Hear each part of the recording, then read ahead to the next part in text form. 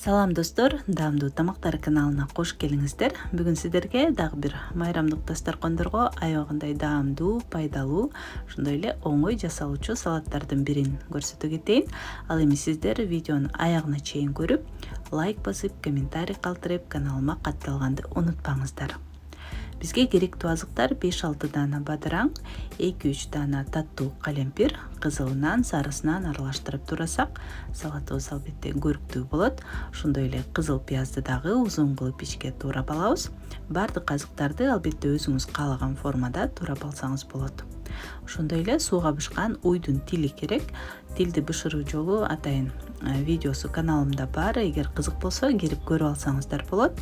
Ушул видеонун алдына шилтемесин калтырып коём.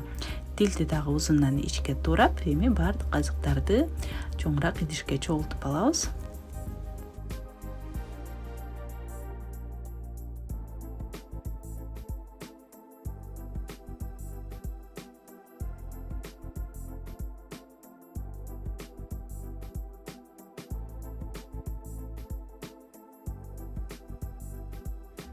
Көк чөптөрдөн албетте кинза чөбү ылайыктуу болот. Эгер кинза чөбүн жактырбасаңыз, анда башка деле чөптөрдү кошсок болот. Өтө майда эмес, бир аз чоңураак туурап кошобуз. Ал эми сарымсактарды майда туурап, үстүнө татымалдардан 1 чай кашыктай кум шекер, 1 чай кашык туз. Туз албетте татымына жараша, эгер керек болсо дагы кошуп коебуз.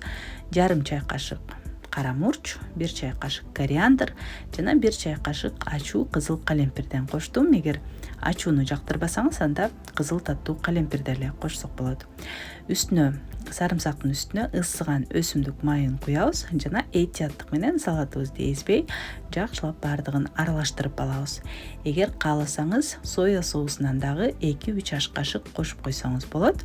Бирок мен соя соусун кошкон жокмун. Жакшылап аралаштырып, 5-10 мүнөттөй салатыбызды тыныктырып, андан кийин дасторконубузга кое берсек болот. Үстүнө кунжуттан себелеп, же болбосо башка дагы жаңгактардан себелеп койсок болот. Мына ушундай көрүктүү, аябагандай пайдалуу, оңой жасалган сонун салатыбыз даяр болду. Сиздер дагы сөзсүз түрдө жасап көрүңүздөр. Кийинки видеолордон көрүшкөнчө саламатта калыңыздар.